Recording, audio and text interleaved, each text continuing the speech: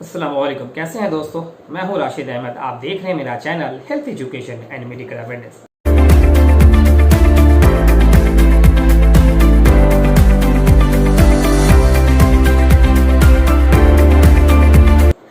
दोस्तों, जैसा मैंने आपको अपनी पिछली वीडियो में बताया था कि मैं बहुत जल्दी एक ब्लड टेस्ट की सीरीज शुरू करने जा रहा हूं और इस सीरीज में आपको मैं फुल डिटेल से आपको ब्लड टेस्ट के बारे में बताऊंगा और बहुत ही सिंप्लीफाइड एक्सप्लेनेशन वे में आपको मैं समझाने की कोशिश करूंगा कि ब्लड टेस्ट क्या है, इसके बढ़ने से और इसके घटने से आपके बॉडी में क्या परेशानी आ सकती है।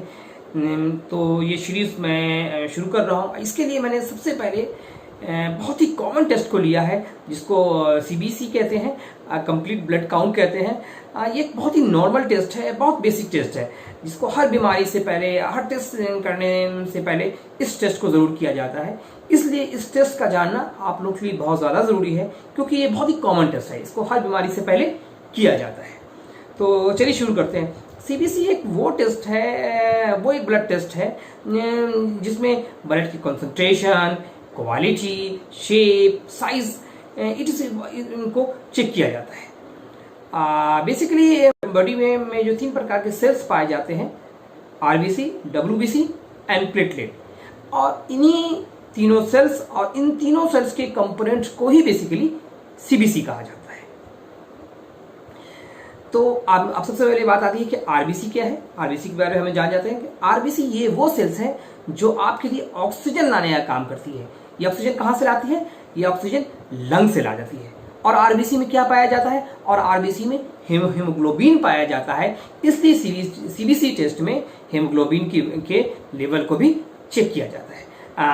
हीमोग्लोबिन के लेवल को चेक किया जाता है, आरबीसी के साइज को भी चेक किया जाता है, आरबीसी के वॉल्यूम को चेक किया जाता है। तो आरबीसी से रिलेटेड इस सारे चीज़ों को टेस्ट किया जाता है। और सीबीसी में टेस्ट किया जाता है और सीबीसी में डब्ल्यूबीसी को टेस्ट किया जाता है। डब्ल्यूबीसी क्या है? डब्ल्यूबीसी आपके बॉडी का एक फाइटिंग सेल्स है। वो आपके बॉडी में किसी भी तरह की इन्फेक्शन जो होती है उससे आपको लड़ने में और आपको उससे बचाने में हेल्प करती है आपके लिए। तो आपके एक तरह की आपके बॉडी की वो एक सैनिक है। तो अब डब्ल्यूबीसी में बहुत सारे पैरामीटर पाए जाते हैं। डब्ल्यूबीसी से जो पैरामीटर पाए जाते हैं, वो जो सेल्स पाए जाते हैं वो आपके न्यूट्रोफिल हैं, स्नोफिल हैं, लिम्फोसाइट है, मोनोसाइट है, बेसोफिल। ये 5 प्रकार के सेल्स उसके डब्ल्यूबीसी के अंदर पाए जाते हैं। तो अब मैं 1 बाय 1 करके उन 5 सेल्स के बारे में आपको बताऊंगा कि इसके 5 सेल्स के बढ़ने से, घटने से हमारी बॉडी में किस वजह से बढ़ता है और किस वजह से घटता है। अब बात आती है कि न्यूट्रोफिल किस कंडीशन में हमारी बॉडी में बढ़ जाता है। न्यूट्रोफिल ज़्यादातर जो इन्फ्लामेटरी कंडीशन होता है उस कंडीशन में हमारे शरीर में न्यूट्रोफिल बढ़ जाता है। बैक्टीरियल इन्फेक्शन में हमारे शरीर में न्यूट्रोफिल बढ़ जाता है। किसी तरह का कोई पेन हो रहा है तो हमारे शरीर में डब्ल्यूबीसी न्यूट्रोफिल बढ़ जाता है। किसी तरह की इंजरी हो गई है तो हमारे ब्लड टेस्ट में जो न्यूट्रोफिल जो होता है वो बढ़ावा दिखता है। और अगर न्यूट्रोफिल कम हो रहा है तो न्यूट्रोफिल ऑटोइम्यून डिजीजेस में न्यूट्रोफिल कम हो जाता है, आपको एनीमिक कंडीशन में न्यूट्रोफिल कम हो जाता है और ब्लड कैंसर के कंडीशन में न्यूट्रोफिल कम हो जाता है। तो इन कंडीशनों में न्यूट्रोफिल किसी कंडीशन में बढ़ जाता है, किसी कंडीशन में कम हो जाता है। अगर आपके ब्लड टेस्ट में, सीबीसी के टेस्ट में अगर इस तरह की कंडीशन हो रही है तो क्या ये कंडीशन अगर बढ़ रहा है तो ये कंडीशन भी हो सकता है, अगर घट रहा है तो ये भी कंडीशन है। इनके अलावा भी बहुत सारे कंडीशन होते हैं। अब बात आती है कि लिम्फोसाइट किस कंडीशन में बढ़ जाता है और किस कंडीशन में घटता है। ज़्यादातर lymphocyte viral infection like hepatitis हो, चिकन पॉक्स हो गया हो, इस कंडीशन में आपका लिम्फोसाइट बढ़ जाता है।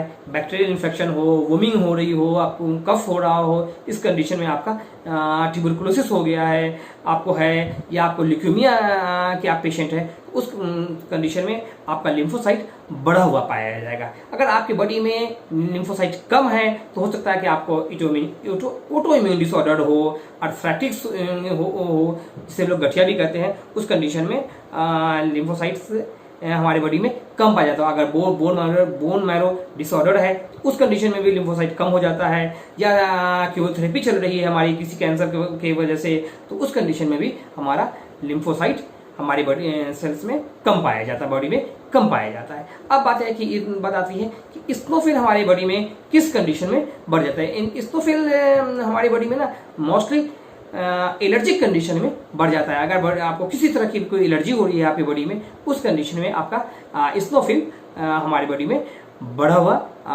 आता है ब्लड टेस्ट अगर हम लोग करवाते हैं तो। अब बात आती है कि मोनोसाइट किस कंडीशन में बढ़ जाता है। मोनोसाइट ज़्यादातर एक्यूट इन्फेक्शन में बढ़ जाता है, स्ट्रेस ले रहे हैं या कोई ल्यूकेमिया वगैरह है तो उसमें, या कोई कैंसर है किसी तरह का, तो आपका मोनोसाइट बढ़ जाएगा। अगर कोई क्रोनिक इन्फेक्शन है तो उसमें हमारा जो मोनोसाइट है वो कम होता है। जैसे कोई हार्ट कोई इन्फेक्शन है जो बहुत लंबे समय से कोई इन्फेक्शन आपको चला आ रहा है, उस कंडीशन में आपका मोनोसाइट आप में कम पाया जाता है। अब बात आती है कि बेसोफिल किस कंडीशन में बढ़ जाता है। बेसोफिल ज़्यादातर आपको एलर्जिक कंडीशन में बढ़ जाता है।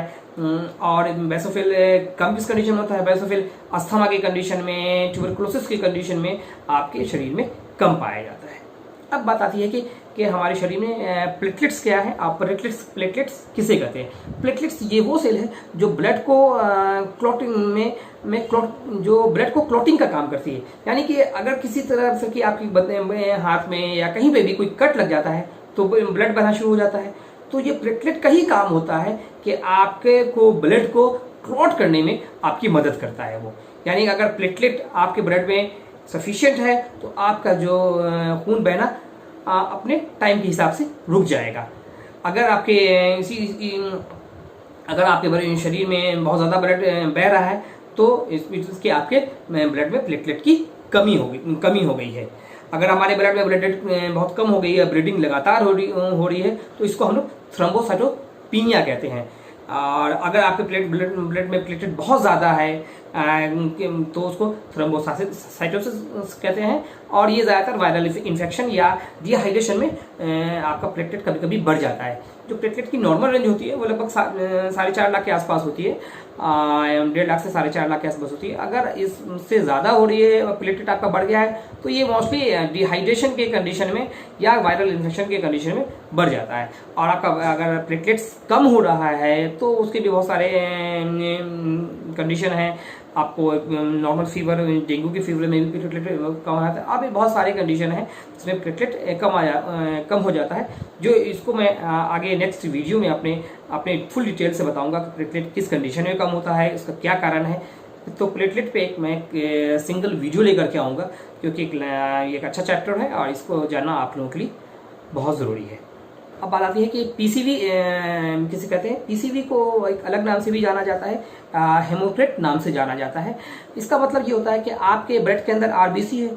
आरबीसी आपके ब्लड वॉल्यूम का, टोटल ब्लड वॉल्यूम का कितना परसेंट ले रही है, इसलिए इसे हम लोग पीसीवी कहते हैं। याद रखिए कि कंप्लीट ब्लड काउंट किसी एक बीमारी को इंडिकेट नहीं करता है। ये आपका कोई ना कोई ट्रीटमेंट की आवश्यकता है। इसके लिए डॉक्टर को आपकी मेडिकल हिस्ट्री के जानना बहुत ज़रूरी होता है कि आप कहाँ रह रहे हैं, आपके हिल एरिया में रह रहे हैं या नहीं रह रहे हैं, आप किसी तरह की मेडिकेशन ले रहे हैं। अगर मेडिकेशन ले रहे हैं तो वो कौन सी मेडिकेशन ले रहे हैं, और आपकी कोई हिस्ट्री तो नहीं है किसी डिजीज़ को लेकर के। इन सारे चीज़ों का, इन सारे फैक्टर को देखना होता है, तब डॉक्टर किसी एक डायग्नोसिस पे आते हैं और फिर उसके ज़रिए आपके इलाज में आपके लिए सीबीसी मददगार साबित होता है। अब यह बात आती है कि इसका यूज़ कब किया जाता है। इस टेस्ट का यूज़ लगभग ऑलमोस्ट हर बीमारी से पहले किया जाता है। ज़्यादातर सिग्निफिकेंटली इसका यूज़ हेमोग्लोबिन के वॉल्यूम को चेक करने के लिए होता है। एनीमिक कंडीशन में ज़्यादा टेस्ट किया जाता है। ये टेस्ट एलर्जिक कंडीशन में इस टेस्ट का ज़्यादा यूज़ होता है। और बहुत सारे ऐसे कंडीशन हैं जिसमें सीबीसी का टेस्ट ज़्यादातर किया जाता है। इसके लिए क्या आपको किसी तरह की प्रिपरेशन की ज़रूरत होती है। इसके लिए किसी भी तरह की कोई भी प्रिपरेशन की कोई ज़रूरत नहीं होती है। नहीं आपको इसको फास्टिंग में आने की कोई ज़रूरत होती है, ना किसी तरह का आपको और प्रिपरेशन की ज़रूरत होती है।